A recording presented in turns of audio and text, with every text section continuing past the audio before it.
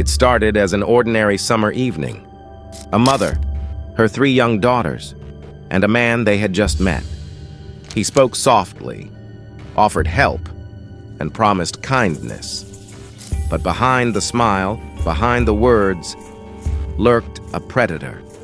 The mother wanted only to make her daughter feel special. Tomorrow, the child would fly across the country to visit her father. Tonight was supposed to be simple. A new dress, a memory before the trip. But before the night was over, a tragedy beyond comprehension would unfold. This is the case of Cherish Lily Perrywinkle. Cherish, a light in the darkness. Cherish. Lily Perrywinkle was born on Christmas Eve in Orlando, Florida. To her mother, she was the greatest gift life had ever given. Cherish was full of laughter and light. She loved drawing, adored animals, and played teacher with her younger sisters.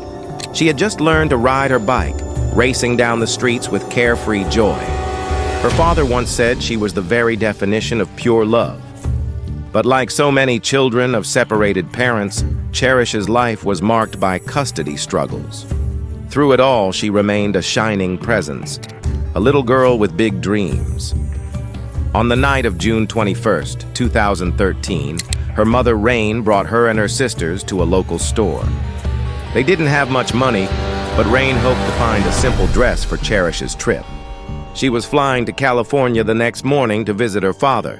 A dress. Just one dress. That was all they were looking for. The stranger in the parking lot. As Rain browsed the aisles of the discount store, she confided her worries to a clerk. Money was tight. The dress seemed out of reach. Unbeknownst to her, someone was listening. A man. A stranger. His name was Donald James Smith. Smith approached the family outside, claiming he and his wife had a Walmart gift card worth $150. He said they could use it. He said he understood what it meant to struggle. He said he wanted to help. Rain hesitated, but Smith's words felt fatherly, gentle. He claimed he had children of his own. He promised they were safe with him. And so, in a moment of fragile trust, Rain accepted. She and her daughters climbed into Smith's white van, a decision that would haunt her forever. Inside Walmart, the family spent over an hour walking the aisles. Cherish and her sisters tried on clothes while Smith lingered nearby. But there was something unsettling. While Rain focused on her girls, Smith purchased a single item, a length of rope. It was nearly closing time when the children grew restless and hungry. Rain wanted to leave, but Smith insisted on buying them food. He suggested the McDonald's inside the store. He offered to take Cherish with him while Rain stayed with the younger girls. Cherish, excited for the treat, followed him. She skipped down the aisle, smiling. It was the last time her mother ever saw her alive. Panic in the store. Minutes passed, then longer. Rain began to feel unease, turning to fear. She searched frantically through the aisles. No Cherish, no Smith. Her phone wasn't working. She screamed for help. It took nearly 40 minutes before a store employee finally let her use a phone. She dialed 911, her voice shaking with terror. But despite the mother's desperate pleas, the case was initially treated as a missing child. The urgency was lost in those early hours. The vanishing point. By the time investigators reviewed security footage, the truth was clear. The cameras showed Donald Smith leaving Walmart. Beside him was Cherish. They walked calmly through the doors. Together, they vanished into the night. An Amber Alert was issued shortly after midnight. The suspect, Donald James Smith. The vehicle, a white Dodge van with white curtains. But by then, it was already too late. Discovery at the creek. In the early hours of June 22nd, a tip came in. A suspicious van had been spotted near a church. When officers arrived, they found Smith, wet, alone. His van still carried items from Walmart. K-9 units were deployed. A deputy followed tracks through the brush, and there, by a shallow creek, they found her. Cherish's small body lay partially submerged. Her bright dress floated nearby. Her hair drifted in the water. She had been brutally assaulted. She had been strangled. Her final moments had been filled with unimaginable suffering. The nightmare was real. A history of darkness. Donald Smith was no stranger to the system. His record stretched back decades, 19 pages long. He had been flagged as a predator as early as 1999. Psychiatric evaluators warned he was at high risk of reoffending. Officials recommended civil commitment, but somewhere along the way, the system failed. Warnings were ignored.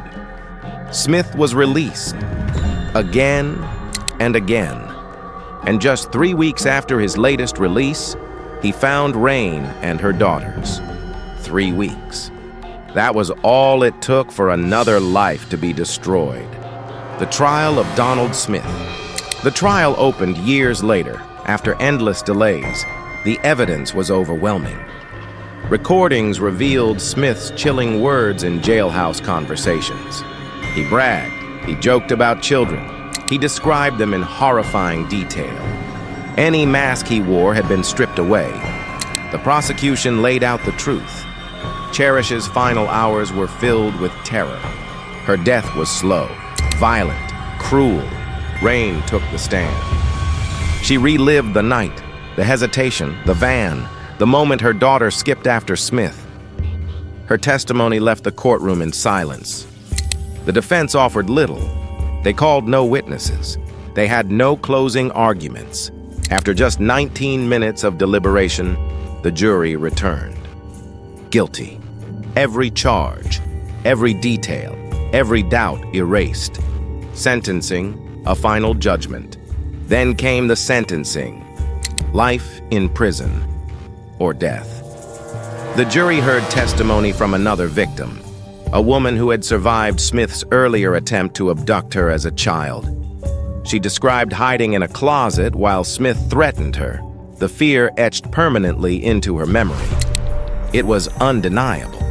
Smith was not a man who could change. He was a predator who would never stop.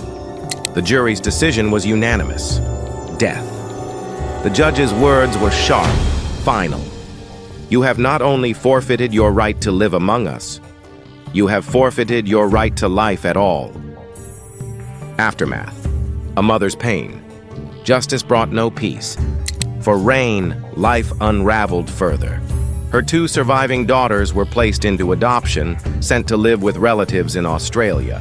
Her family was fractured forever. Her grief was not private. It was public, dissected, and judged. She struggled to work, struggled to live. Her name became forever tied to tragedy. For Cherish's father, the pain was equally heavy, but he chose silence, hoping to move forward, though nothing could truly heal the loss. The legacy of failure.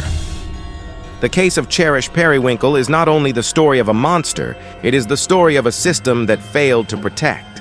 A man flagged as dangerous, a man with decades of crimes, a man who should never have walked free. Yet he did. And within 21 days of his release, Cherish was gone, a light stolen. Cherish Perrywinkle was only 8 years old, a child full of life, love, and innocence. She wanted a dress. She wanted to feel special. She wanted to be a little girl just one more night before her trip. Instead, her life was stolen. Her story is a reminder that monsters don't always hide in the shadows. Sometimes they smile, sometimes they offer kindness, and sometimes they wait for the moment when trust becomes fatal. The world will not forget Cherish. Her light, though stolen, continues to shine. Thank you for watching this episode of our True Crime. Stories like Cherish's remind us of the dangers that can hide in plain sight, and the importance of never forgetting the victims.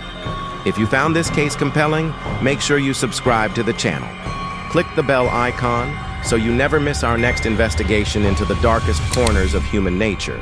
And if you believe stories like this should be told, give this video a like and share it with others.